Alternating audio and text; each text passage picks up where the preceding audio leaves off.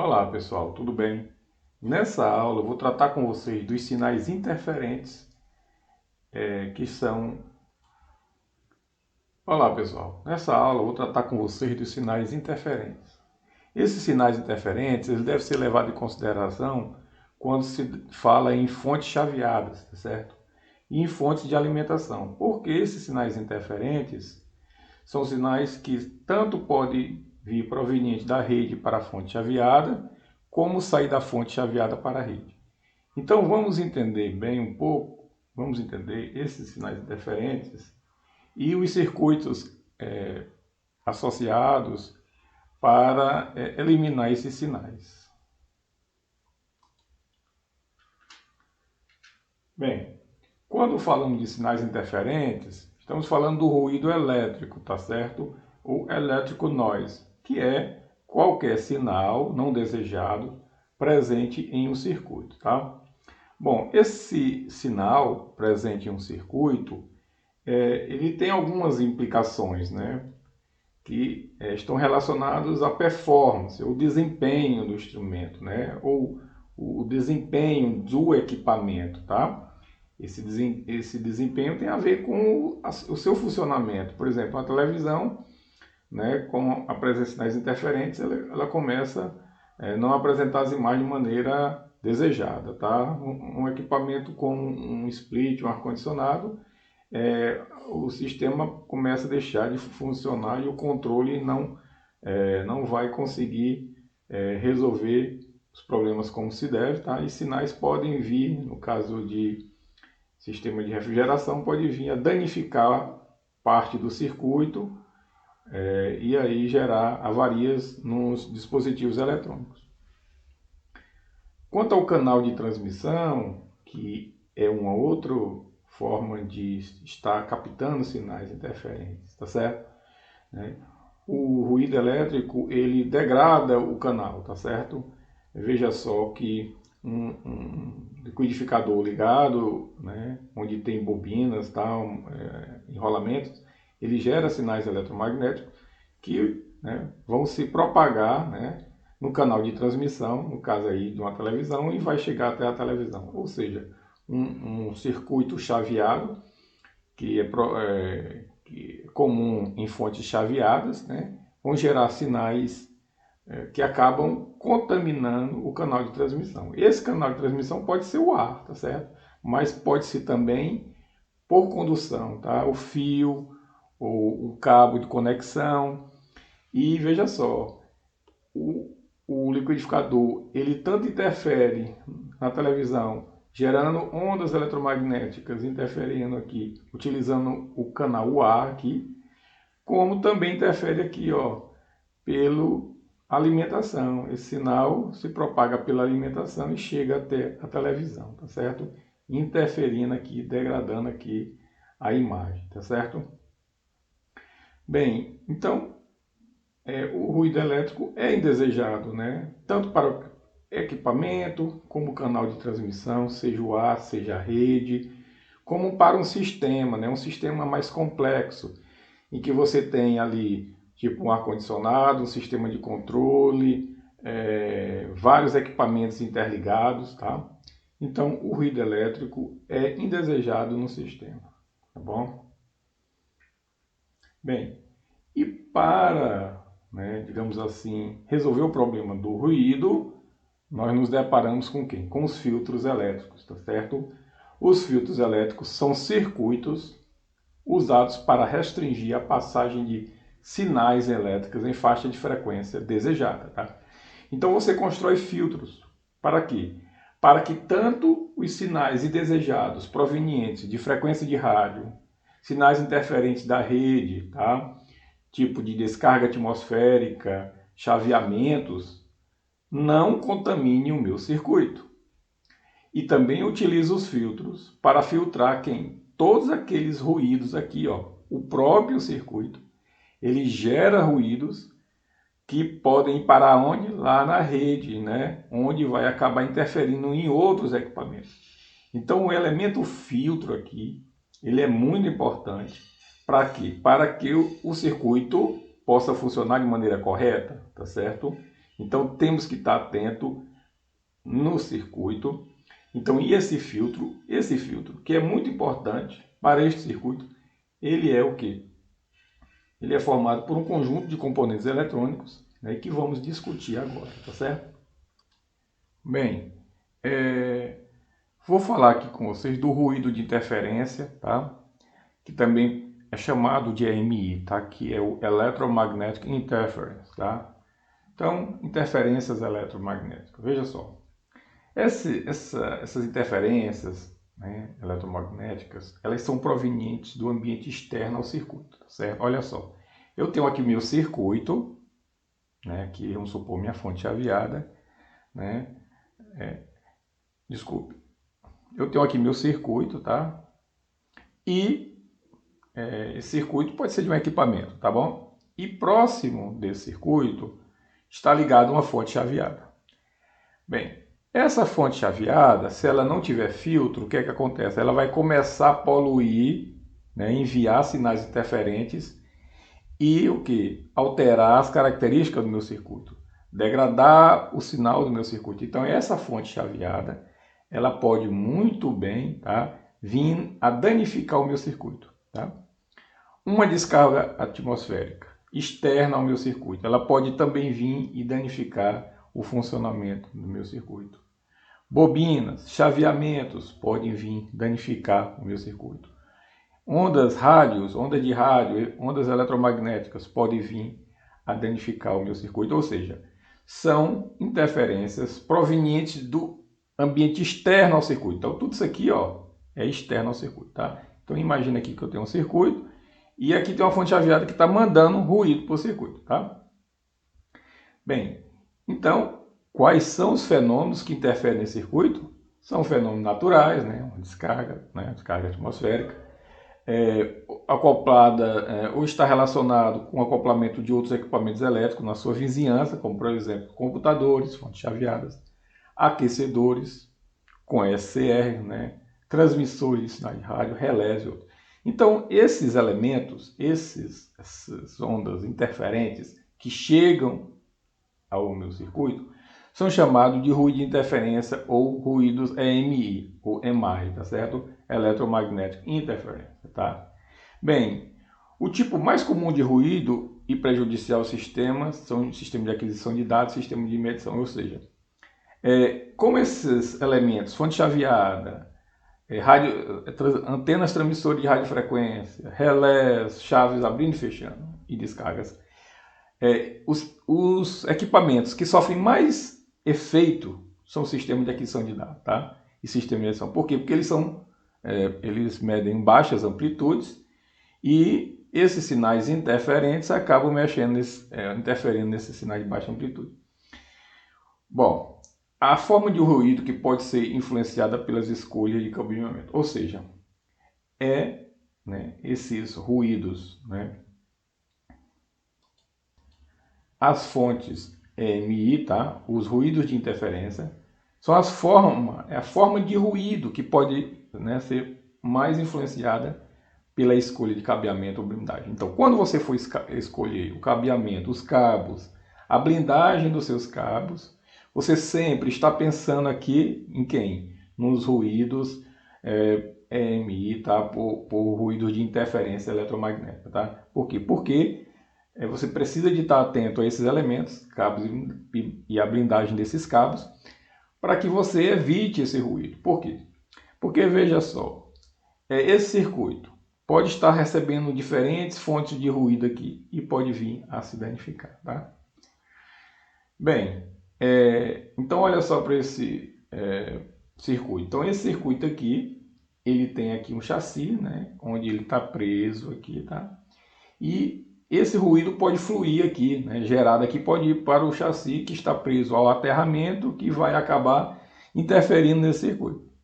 Se essa fonte chaveada aqui, pessoal, ela não tiver um filtro adequado, tá?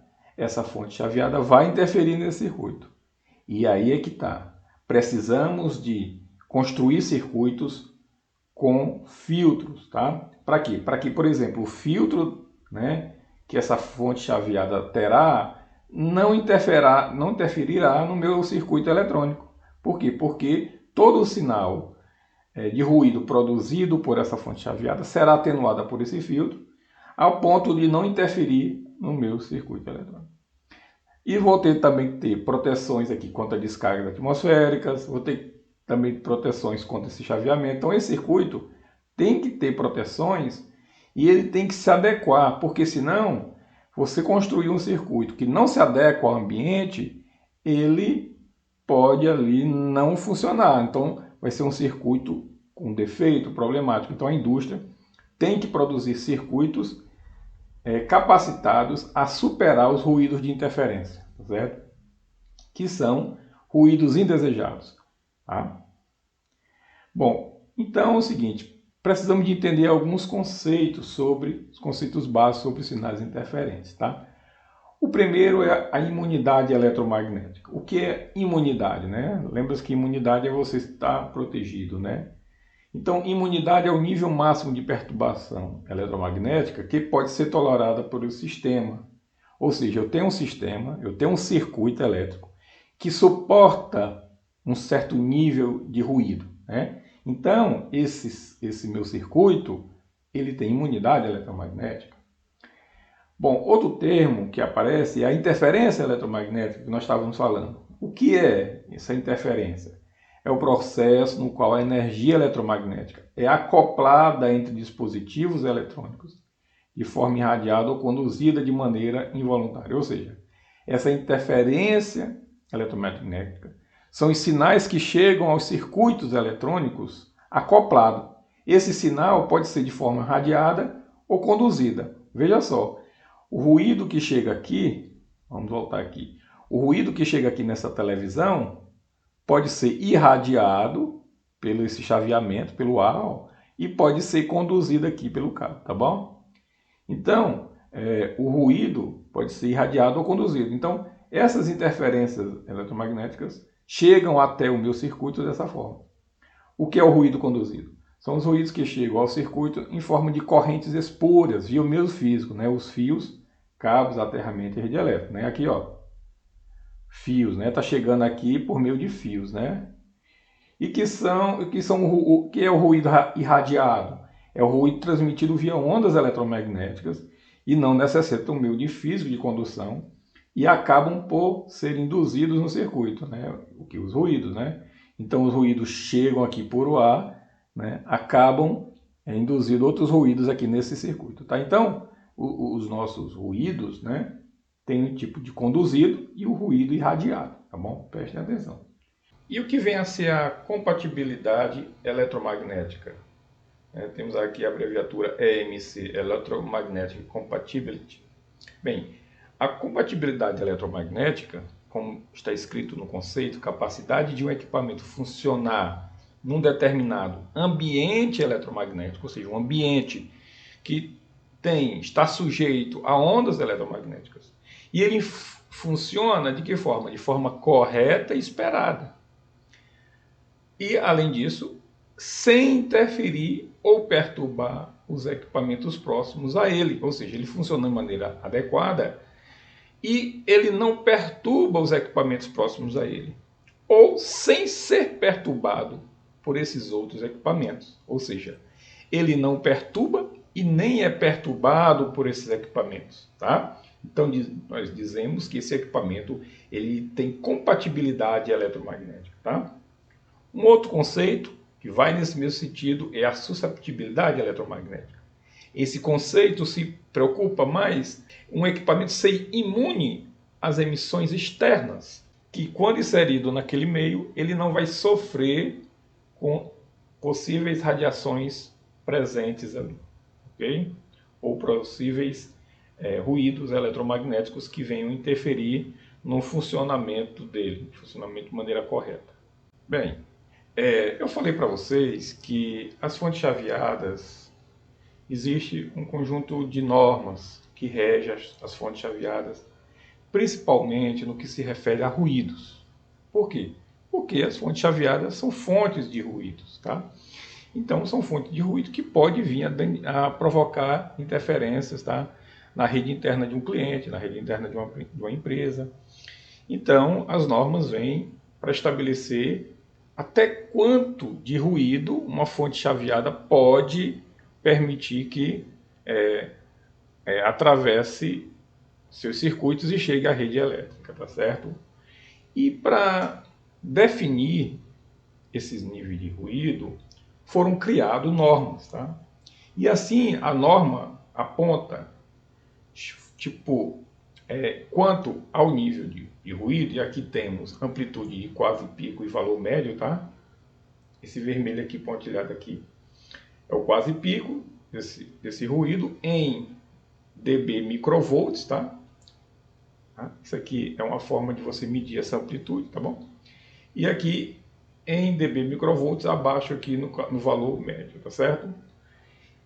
Essa amplitude em dB microvolts aqui está em função da frequência, tá? A frequência do sinal. Por quê? Porque esse ruído ele é uma vibração, é um sinal elétrico que tem uma frequência, tá bom? E aqui nesse gráfico ele está querendo dizer o seguinte: é de 150 kHz a 30 MHz, ou seja, nessa faixa de frequência, existe aqui uma amplitude máxima permitida para classificar este equipamento como classe A. Depois aqui também, nessa mesma faixa de frequência, em relação a essa amplitude, a máxima amplitude repetida, permitida, essa amplitude de pico, quase pico, representa, né, os equipamentos de classe B. Então, você observe que esse ruído aqui, né, aqui tem uma amostra de um ruído, esse ruído não pode ultrapassar esse limite aqui, ó, vermelho.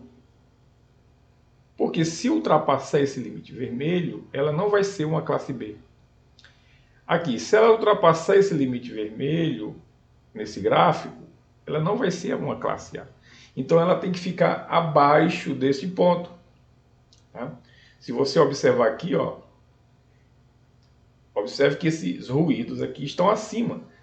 Uma fonte que está emitindo esses ruídos aqui, eu não posso dizer que ela é uma classe A ou classe B. Na verdade, ela é uma fonte, né, chaveada, né, e seja de qual equipamento for, problemática, porque ela vai perturbar o ambiente onde ela está lá inserida, tá certo? Então, por norma, esse ruído, pessoal, tem que ficar abaixo aqui de 79. Você vê que está aqui quase 90 e pouco, né? Então, abaixo de 79 dB microvolts, né, no caso do valor quase pico, vai ser classe A. E aqui, bom, abaixo de 79 microvolts, né, vai ser classe A dentro dessa faixa de frequência. Observe que aqui, ó, vai de 150 Hz, 150 kHz a 500 Hz, tá certo? Então, nessa faixa aqui de frequência, ele pode ter essa amplitude aqui, tá? De 79 dB microvolts. A partir de 500 kHz pode ter uma amplitude um pouquinho, né? Vai ter uma amplitude um pouquinho menor, tá? E a partir daqui vai ser um pouco mais exigente, tá certo? Para o caso da situação de quase pico. E no caso do valor médio também tem que ser aqui na faixa dos 66 dB microvolts, tá? Uma amplitude aqui representando o valor médio desse sinal vibratório, tá? Então essa fonte que se enquadra aqui nesse perfil de amplitude do ruído nessa faixa de frequência, tá? Obedecendo esse gráfico, abaixo desse valor será considerado uma fonte classe A, tá certo? É boa? Sim, aqui já tem uma boa recomendação, tá certo? Para determinados ambientes, essa fonte aqui, uma fonte classe A, que emite ruídos bem abaixo do que esses aqui, ela é uma fonte adequada, tá certo? Bom, e a classe B? Observe que entre 150 kHz a 300 kHz, ela já é mais exigente. Ela tem que ter um ruído bem mais baixo. Olha aqui, ó, 66 dB microvolts. Observe que esse valor aqui, 66, é menor do que 79. Então aqui o ruído tem que ser mais baixo. O que significa ter um ruído mais baixo nessa faixa e nessa faixa? O que significa ter esse ruído mais baixo? Significa que eu estou tendo aqui um equipamento que tem maiores exigências. Por que maiores exigências? Porque esse equipamento vai para ambientes críticos. Tipo, por exemplo, um ambiente hospitalar, um ambiente de uma sala cirúrgica, um equipamento eletromédico que não pode emitir ruídos muito elevados, que pode vir a danificar ou a perturbar outros equipamentos, tá certo? Vem a perturbar o sinal e o funcionamento e a qualidade das medidas de outro equipamento. Então a gente vai ter que ter um instrumento, nós temos instrumentos lá muito sensíveis ao ruído, então eu preciso que minha fonte chaveada seja do tipo classe B, porque aí, garantindo esses níveis de ruído aqui baixos, abaixo dessas amplitudes aqui, esse equipamento vai funcionar tranquilamente e não interferirá nos outros, tá bom?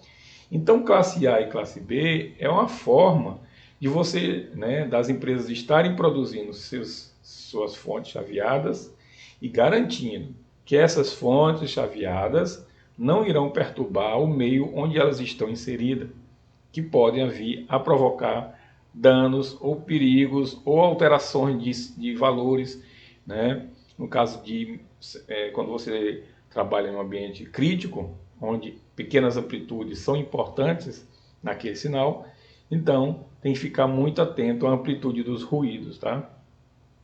Observe que esse ruído aqui é um ruído com os picos bastante elevados, tá bom? Está aqui em 90 dB microvolt. E aqui, ó, 90 dB, um ruído aqui, ó, em 90 dB microvolt, está fora aqui. Ele nunca vai ser um instrumento classe A e muito menos um instrumento classe B, tá? Então esse instrumento aqui ele está reprovado, tá bom? Que está emitindo essa faixa de frequência.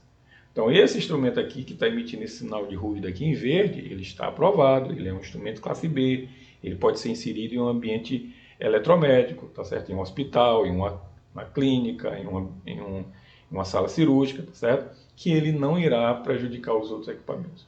Isso é muito importante, porque você vai se deparar, tá, com as normas, tá certo? Veja só, temos aqui uma fonte de alimentação chaveada, S15, e ela diz que tem um filtro EMI embutido. Muito bem. E qual é a capacidade desse filtro em eliminar essas frequências indesejadas? Olha, ele é classe B. Ou seja, se é classe B, então ele vai conseguir fazer o quê? Deixar o nível de ruído desse equipamento é abaixo aqui dos 66 dB microvolts, tá certo? Em termos de pico, tá bom? Então isso é a importância de você pensar que os ruídos interferentes, eles são importantes, tanto na classificação da fonte, como classe A, classe B, e outra classe C, tá certo? Como na classificação da fonte, como na qualidade dessa fonte, tá bom? Vamos analisar aqui uma fonte chaveada sem filtros, tá? E possíveis perturbações eletromagnéticas.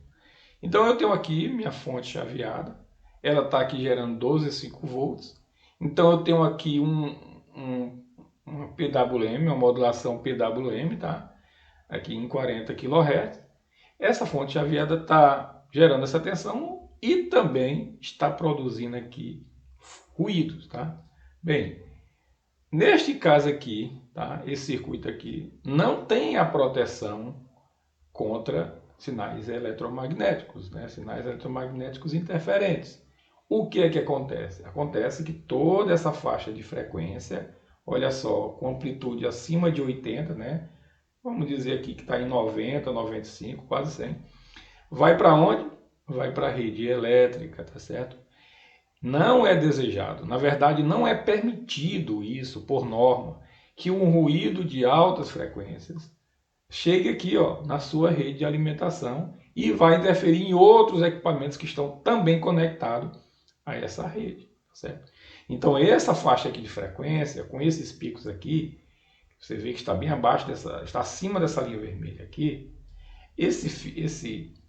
esse ruído aqui, ele não é desejado, ele não é permitido. Então nós temos que inserir aqui o quê? Um filtro para filtrar essas componentes. Quero mostrar para vocês aqui a simulação em que eu tenho uma fonte aqui, tá? Imagine aqui, essa fonte aqui é uma fonte de sinal da rede elétrica, tá? Que tem 311 volts de pico, esse é o máximo, e tem uma frequência de 60 Hz e tem um valor eficaz de 220, tá certo? Essa senoide está aqui, né? Ela na saída pode estar sendo fornecida para um circuito qualquer, tá certo? E aqui eu tenho um circuito com uma fonte de tensão, tá?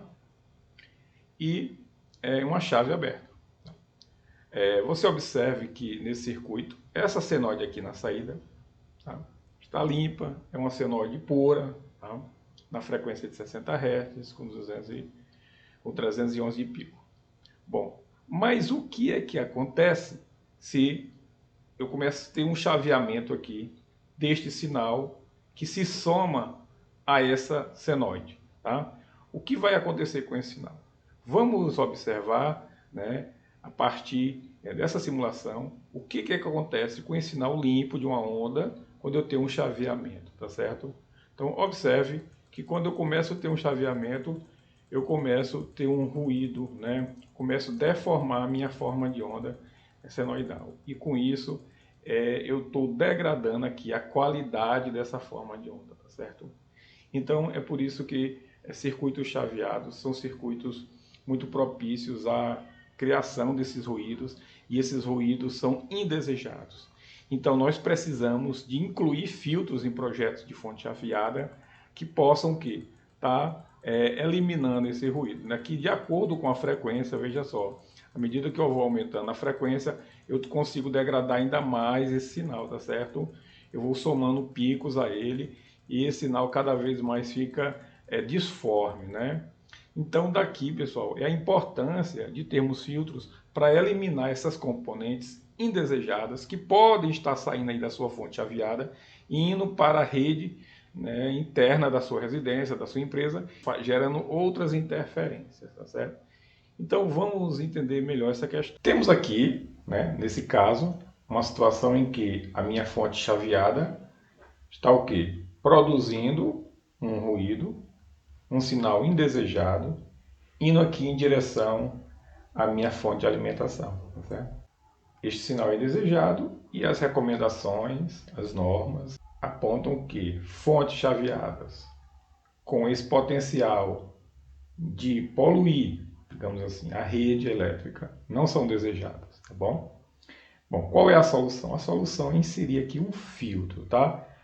No caso, um filtro, né, para eliminar as interferências eletromagnéticas, eletromagnética interferência. Então, nós temos que inserir aqui um filtro para eliminar esse elemento aqui indesejado. Então, temos aqui um modelo de filtro, tá, propício para fazer a redução dessas componentes frequências. Observe que agora temos entre este ponto e este, né, um filtro, tá certo? E o objetivo desse filtro é eliminar ou pelo menos reduzir a amplitude dessas componentes, né, dessas componentes de ruído indesejadas. Agora você observa que o sinal aqui na fonte está abaixo do meu tracejado aqui, né, meu tracejado. Ou seja, esse sinal reduziu já bastante a amplitude a ponto de ele ser, digamos assim, mais compatível, né? A amplitude já reduziu o suficiente para podermos dizer que a nossa fonte ela emite um ruído dentro das condições de compatibilidade eletromagnética, ou seja, essa fonte ela obedece os critérios de compatibilidade, ela não vai poluir aqui, né, a minha rede de alimentação, tá? Dado que as amplitudes de sinais potenciais de poluição estão todos bastante atenuados, abaixo desse limiar aqui, tá? Então esse sinal, essa fonte, vai gerar o ruído aqui, ele vai ser atenuado. Observe que esse filtro aqui foi construído para essas características de indutores, 17 mH, para esse capacitor CY, tá? O CY de 2,2 nanofarad, um CX de 0,1 microfarad e um indutor de reforço, que é esse indutor aqui, que a gente chama de indutor no modo diferencial e do modo comum. Então esse indutor aqui vai eliminar a componente de modo diferencial e a componente de ruído de modo comum, tá? Mas na frente eu vou comentar sobre essas componentes de ruído, tá bom? O importante é que você entenda que temos agora um filtro. Esse filtro é composto por esses indutores, modo diferencial, modo comum, capacitores CX e capacitores CY nessa configuração aqui, ok? Muito bem. Você pode estar perguntando por que CX e por que CY, tá? Porque esses nomes são especiais. Eu vou explicar ainda sobre esses capacitores, bem como sobre as características dessas bobinas, tá certo? O que eu quero mostrar é a importância desse filtro, tá? Em reduzir a amplitude. Observe aqui que a amplitude aqui está bastante elevada, tá? Está acima aqui da minha linha tracejada vermelha. E quando eu coloco aqui o filtro, então esse circuito aqui vai reduzir bastante essas componentes de interferência, tá bom? Bom, aqui também tem um outro filtro. Esse filtro aqui, eu eliminei aquela bobina aqui, né? Essa bobina do modo diferencial, tá? E modifiquei aqui as componentes, né? Os valores aqui de capacitores, tá? E nessa configuração eu consegui também aqui reduzir a amplitude das componentes de ruído, ok? Então você pode ter essa configuração, pode ter essa e pode ter outras também, tá bom? Quanto mais você quer reduzir a amplitude desse ruído, mais estágios de filtros você pode estar aplicando aqui, certo? Você pode aplicar vários de filtro para quê? Para cada vez mais garantir o desempenho do seu.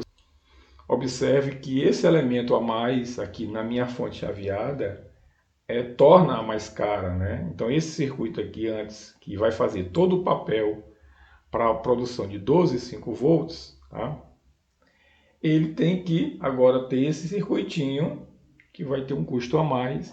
Para quê? Por norma, tem que garantir que essas componentes de frequência não retornarão aqui para a fonte de alimentação. Ou seja, essas componentes terão seus ruídos bastante reduzidos, se não totalmente eliminados. A ideia era eliminar, mas como não é possível, pelo menos temos que reduzir a amplitude desse ruído. Tá bom? Bem, então você pode perguntar que tipo de perturbações existem aqui nesse circuito. Quais são os tipos mais importantes de perturbações e que a gente tem que pensar e levar em conta, tá? Bom, existe o que se chama as perturbações eletromagnéticas de modo comum, que são os ruídos de modo comum, e as componentes de modo diferencial, que são os ruídos de modo diferencial. E esses filtros são projetados para reduzir, né, essas emissões da fonte chaveada. Ou seja, filtro que reduz as correntes de modo comum e filtros que reduz as correntes de modo diferencial.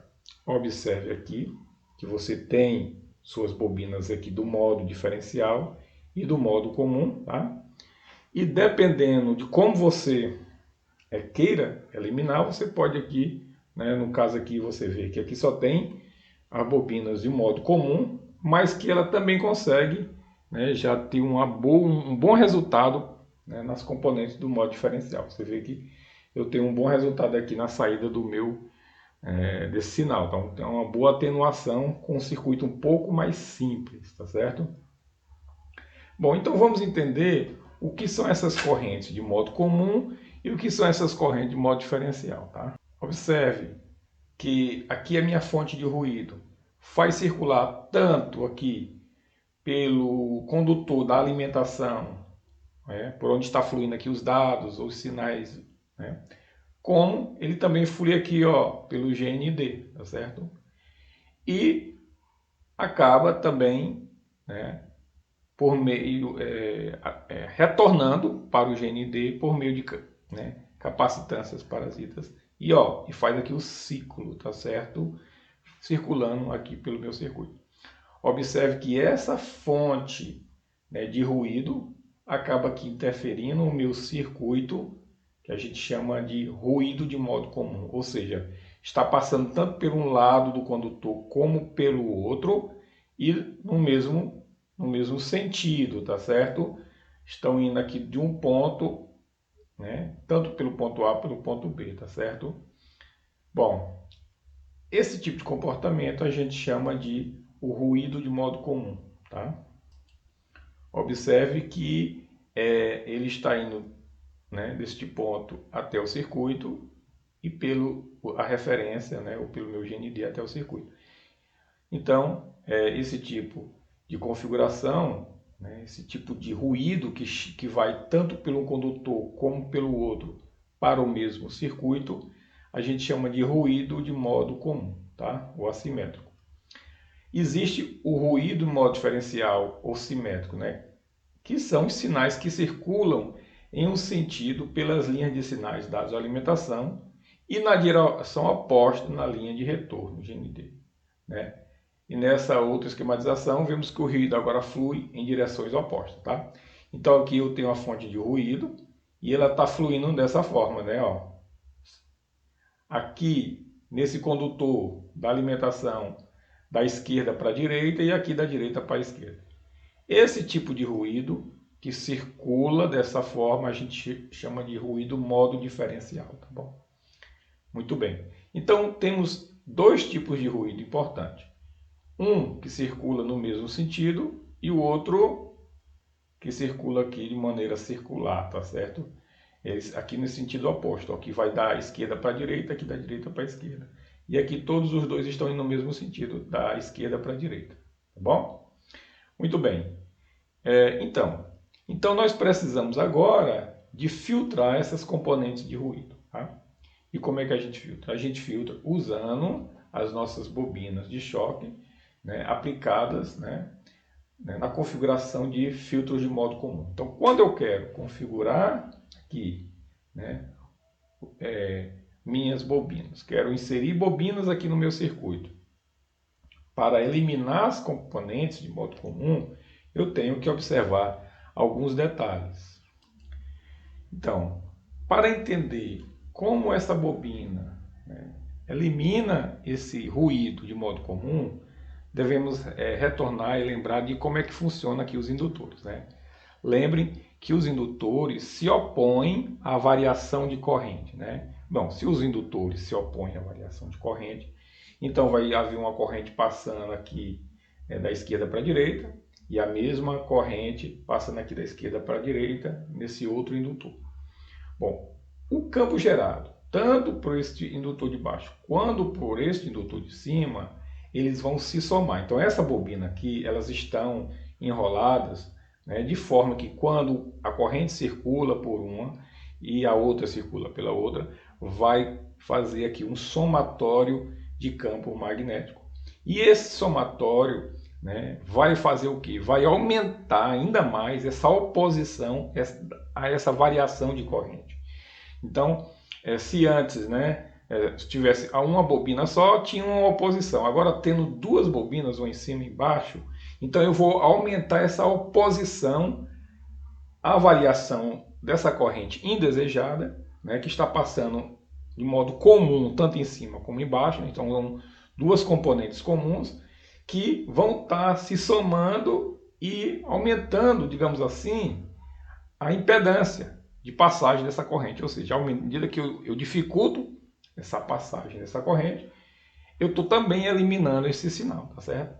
Então, essa configuração dessa bobina, dessa forma, vai permitir que haja o quê? Um somatório desses campos, e esses campos magnéticos vão se opor a essa variação de corrente. Então, temos aqui esse arranjo de bobina aqui na entrada aqui desse circuito, tá? Tanto desse lado como deste outro, porque vai ser simétrico, tá certo? Teremos uma oposição, tá, a esse fluxo de corrente. Então, se a corrente estiver vindo daqui da direita, ó, ao passar aqui pela bobina, elas vão se somar, né, os campos magnéticos irão se somar, se opondo, né, que essa corrente ou que esse ruído chegue passe desse ponto para esse, tá certo? E com isso eu vou atenuar essa amplitude e ela não chegará aqui, né, para a minha fonte de alimentação da rede elétrica. Então aqui eu tenho uma rede elétrica desse lado, desse outro lado aqui eu tenho a minha fonte chaveada. Quando a minha fonte chaveada manda corrente nos dois sentidos de modo comum, elas vão se somar aqui, os campos magnéticos vão se somar de modo a criar uma oposição bem maior à passagem dessa corrente da direita para a esquerda, tá bom? Então é assim que as bobinas de choque aplicadas a filtro de modo comum reagem a essas correntes indesejadas. Correntes essas que estão vindo aqui, ó, da fonte chaveada para a rede e pode vir também da rede para a fonte chaveada, tá? Nos dois sentidos, tá bom? Então o objetivo, né, dessas bobinas, desse enrolamento aqui, tá? Dessa bobina choque, é o que? É eliminar essa corrente de modo comum. Eliminar como? Criando aqui, ó, campos circulando no mesmo sentido, aumentando essa oposição, né, à passagem dessa corrente elétrica, tá certo?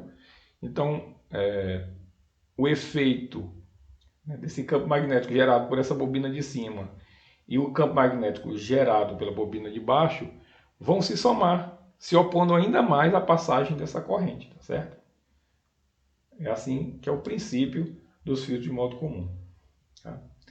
Bom, e o filtro do modo diferencial, como é que ele funciona? Bom, essa bobina também pode agir, essa bobina também age eliminando o efeito do modo diferencial, tá certo? O ruído de modo diferencial, lembre-se que ele vai no sentido e volta no sentido contrário, né? Olha só, no modo comum, elas vão no mesmo sentido, né? E no modo diferencial, elas vão no sentido contrário, tá certo? No modo comum, nós vimos que o campo magnético produzido, né, pela corrente que passa de 1 para 4, como a corrente de 2 para 3, o campo magnético se soma de maneira que a impedância cria aqui uma oposição, né, à passagem desse ruído. Aqui, analisando do ponto de vista da impedância. E aqui, no caso, que temos o ruído de modo diferencial, onde a corrente está indo de um lado voltando para o outro, aqui nós vamos ter uma oposição de campos. Observe que essa seta aqui está no sentido horário e essa aqui está no sentido anti-horário. Então esse campo, quando somado com esse, eles se cancelam, tá certo? No sentido de eliminar o efeito dessa corrente que está indo em um sentido e voltando no outro, tá bom? Então essa bobina aqui agora, ela está agindo para reduzir os ruídos de modo diferencial. Evidentemente que eu posso ter essa bobina aqui tanto para reduzir de modo comum como reduzir o modo diferencial, mas, bom, como eu mostrei na configuração anterior, que eu tenho aqui, como eu mostrei nessa configuração aqui para vocês, que eu tenho aqui uma bobina de modo diferencial. Essa aqui é um reforço, tá bom? Um reforço na redução do efeito do modo diferencial, certo? Bom, e dessa forma você, né, pode entender, né, o motivo de termos essa bobinazinha aqui, tá certo? Ela tanto elimina esse ruído de modo comum, como também reduz o ruído do modo diferencial, tá? Aqui eu estou mostrando para vocês algumas bobinas choque, né, que são utilizadas nesses filtros, tá? Disponibilizadas no mercado, tá bom? Eu tenho essa daqui, tá? Que é uma bobina, né, muito boa, tá? Que é aplicada aqui em equipamentos audiovisual, em automação de escritórios, em aplicações digitais e em fontes chaveadas, tá certo? Tanto essa bobina quanto essa, tá? Cada uma tem suas indutâncias, tá certo? Você observa aqui que nesse meu gráfico aqui, aqui essas bobinas aqui têm uma indutância, no caso aqui foi feita uma simulação com bobinas com 17 mH, tá certo? Então essa indutância ela afeta a atenuação, tá? E é por isso que quando for fazer uma substituição, você tem que verificar a bobina que está sendo utilizada para que você possa substituí-la de maneira adequada para que ela possa estar atenuando conforme previsto no projeto, tá bom? Então você tem essas bobinas, observe que elas estão aqui, ó, elas estão em paralelo, aqui tem um lado e o outro, né? Você está vendo aqui, ó, aqui entra um terminal e aqui entra outro, e aqui sai um e aqui sai o outro, olha para cá, tá certo? Então elas estão entrando assim no seu circuito, tá bom? Muito bem. Tem essa outra aqui, também você pode encontrar, tá? Esses diferentes modelos em suas fontes chaveadas, tá bom? Bem, então, né, nós vimos o que? Esse circuito, basicamente, né? Essa bobina aqui, né, esse bobina choque de modo comum. E temos aqui capacitores, né? Capacitores CX, de um lado CX do outro, né? CY e CY aqui, ligado aqui à carcaça, aterrado aqui na carcaça. Observe que aqui é a entrada da fonte, tá? Aqui entra os 220 volts e aqui vai para o retificador, né? Vocês lembram aqui que aqui vai para o retificador, né? Retificador de onda completa, tá certo? Bom, eu não falei para vocês de qual é a função desses capacitores, tá?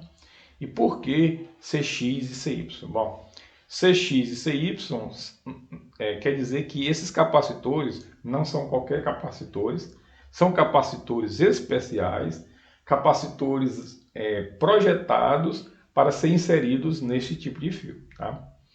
Nesse tipo de circuito. Então você não pode estar aqui substituindo esse capacitor aqui por qualquer capacitor. Você tem que verificar se ele é um CX, se for substituindo aqui esses pontos, ou se ele é um CY, tá bom? Então veja só aqui essa configuração, tá? Então veja só, eu tenho aqui o meu elemento da minha fonte chaveada que vai ser alimentado, né? Aquele circuito lá anterior que eu mostrei. Aqui é a fase e o neutro, tá bom? Então aqui é a fase e aqui é o neutro. Vamos voltar aqui. Aqui é a fase e aqui é o neutro, tá bom? Vai alimentar esse circuito aqui, tá certo?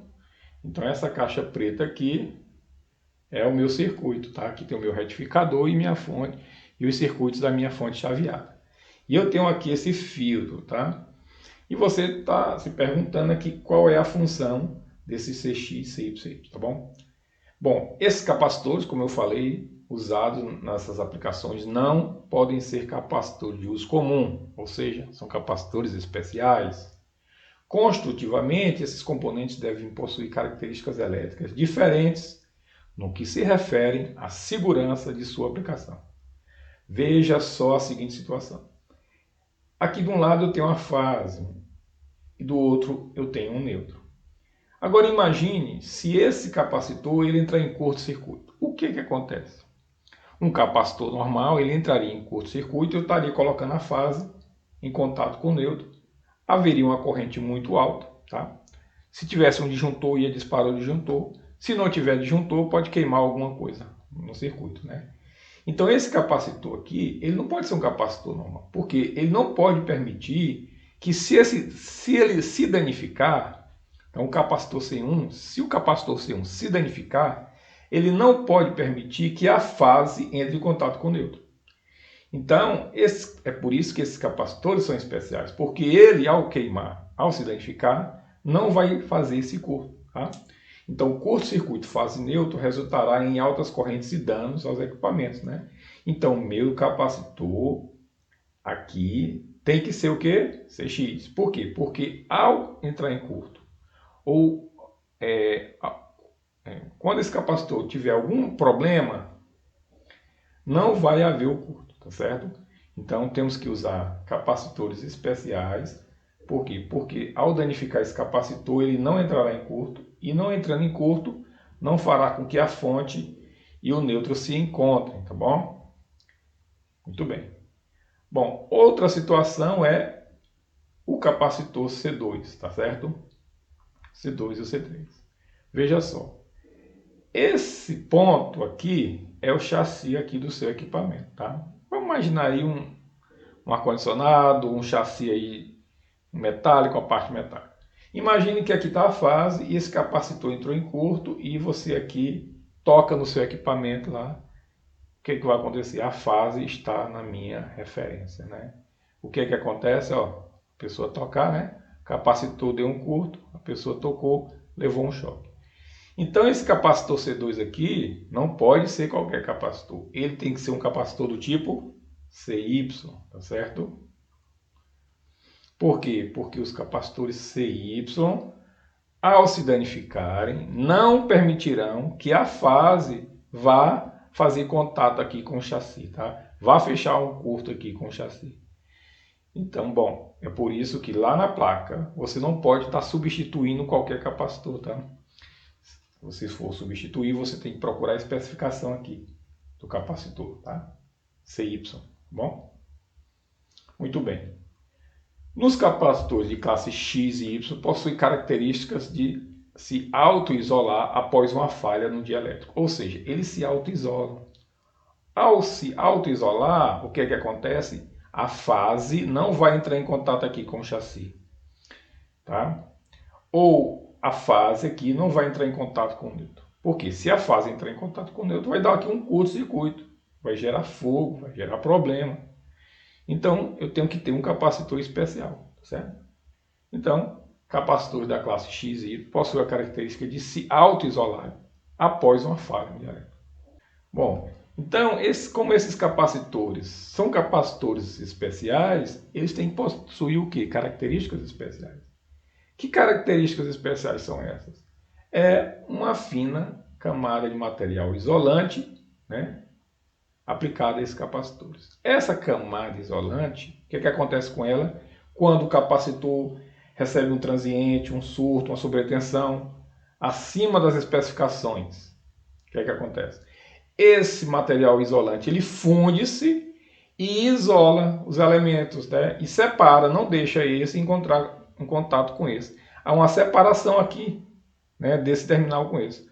Ao separar esse terminal, evita que o chassi aqui esteja em contato com a fase.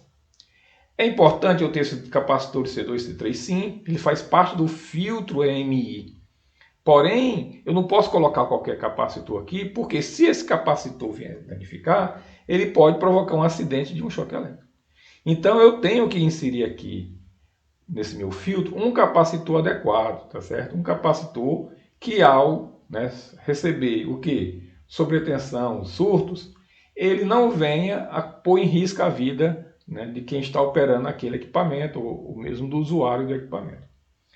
Então esse processo, né, faz com que o capacitor seja mais seguro, né, e tenha uma segurança falha, né, ou seja, ele evita, né, o choque e isola, tá, a fase do chassi ou a fase do neutro, tá bom? Bem, quando você vai selecionar o capacitor CX, tá certo? Você tem aí uma série de subclasses, né? Capacitor X1, capacitor X2, capacitor X3, tá? Bem, o que essas classes querem dizer, tá certo? Essas classes têm a ver com a tensão máxima, né? Os picos de voltagem, tá bom? No caso aqui, o X1 é adequado para tensões maior que 2,5 kV e menor que 4.0, ou seja, 4.000 volts, tá? Então, para essa faixa de tensão de 2,5 a 4 kV, você pode estar utilizando o capacitor X1, tá? Se você estiver trabalhando com tensões abaixo de 2,5 kV, tá? Você pode estar utilizando o X2, tá certo? E tensões abaixo de 1,2 kV, né, você pode estar utilizando aqui o X3, tá bom? Então, de acordo com o nível de proteção que você está querendo oferecer para aquele equipamento, de acordo com a possibilidade de amplitude desses transientes, você pode estar lá selecionando esse seu capacitor, tá bom? Geralmente, sempre é aconselhado você fazer a substituição do seu capacitor X1 e X2 de acordo com o modelo que está lá na placa instalada, tá certo? Então tenha cuidado lá para verificar aqui os limites de tensão, tá, do seu capacitor, porque cada fabricante aqui vai oferecer aqui uns limites de tensão e aí você vai estar escolhendo o capacitor mais adequado. Na escolha do capacitor, você vai ter as tensões nominais de operação do capacitor, por exemplo, 310 volts, né, 440, 300 volts. Além disso, dessa tensão nominal, você também vai observar o valor de pico que podem, né, esses capacitores estarem sofrendo e assim protegendo de maneira adequada. Então, de acordo com esses valores de pico, tá? Se for maior que 2.500 volts os picos e menor que 4.000 volts, você pode estar usando o capacitor X1, tá? O X1 ele opera aqui nessa faixa. Para tensões abaixo de 2.500 volts, né, você pode usar o X2. E para valores de pico abaixo de 1.200 volts, você está usando o X3, tá certo? Geralmente eles usam o X1, tá, que dá uma faixa, um pico elevado, né, uma proteção a picos elevados de tensão, tá? Evidentemente que estamos sempre também de olho aqui nos valores da tensão, né, nominal aqui, né? Você vê que a nossa tensão da nossa rede de pico é 311 volts, tá? Então esses capacitores aqui podem ser utilizados aí nessa faixa de tensão, tá bom? Bom, é bom sempre estar atento, né? Que os capacitores X, eles trabalham de linha para linha, né? Fase para o neutro, tá certo? Observe também os valores da capacitância, tá? As capacitâncias do capacitor X1 são capacitâncias da ordem de 1 microfarad, tá certo? Observe aqui que os capacitores X1 e X2, tá? No caso aqui tem tensões de trabalho de 440 volts, 300 volts, 310 volts, tá? E aqui são as máximas tensões que eles suportam, tá bom?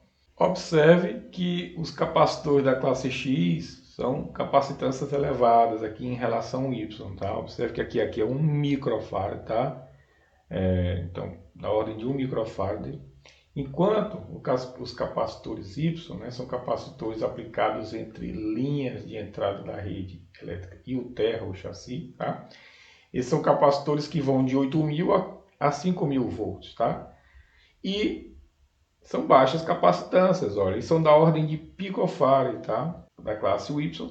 Ele também tem o rate voltage, que é a tensão de trabalho, a tensão que ele novamente atua, tá bom? Então aqui no caso menor do que 500 volts AC, tá?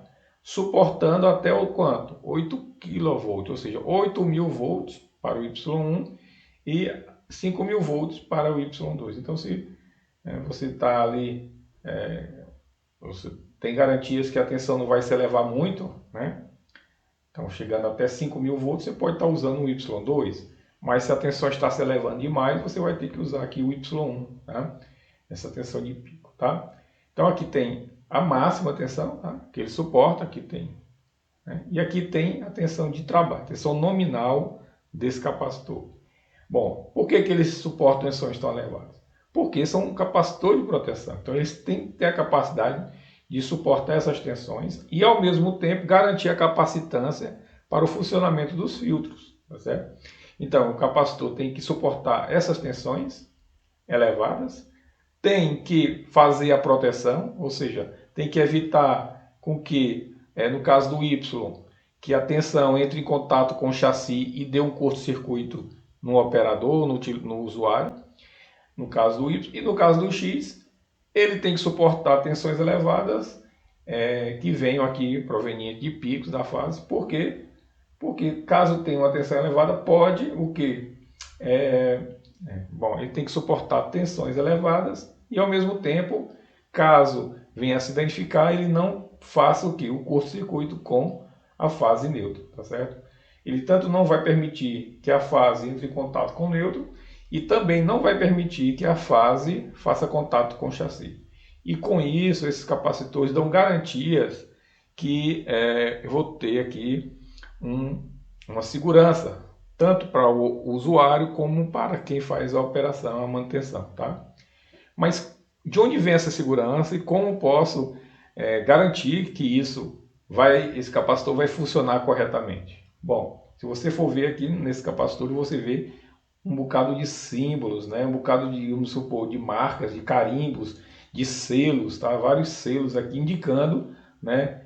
Aqui, ó, indicando diferentes padrões, né? Que atenderam a diferentes requisitos, né? Da comunidade europeia e de outros requisitos internacionais, tá bom? Então esses capacitores de supressão, tá? Esses capacitores XY, eles são chamados de capacitores de supressão, tá? E são capacitores usados nessas aplicações, né? E agora, para terminar, eu quero fazer aqui um comparativo das placas, tá? Então, eu tenho aqui uma placa da Electrolux e uma placa da Consul, tá? E aqui nós temos duas fontes chaveadas. Observe que nessa fonte chaveada aqui, eu tenho aqui uma bobina choque, modo comum, tá bom? Aqui temos a nossa placa, a placa Consul, né? Na placa Consul não tem aqui a bobina choque, né? Temos apenas os capacitores, tá certo? E esses capacitores farão parte do nosso filtro de linha, tá? Para eliminar os ruídos EMI. Bom, você vai se deparar pode se deparar com diferentes situações. Bem, espero que vocês tenham entendido aí a importância do filtro e depois de estudarmos o filtro, estaremos estudando essa parte aqui do circuito, tá? Essa parte aqui que é o pós-filtro, tá? Que vem a parte de retificação deste sinal, depois de filtrado, que vai servir como entrada para a minha fonte de chaveado, tá bom? Então, espero que tenha entendido. Um abraço e até mais.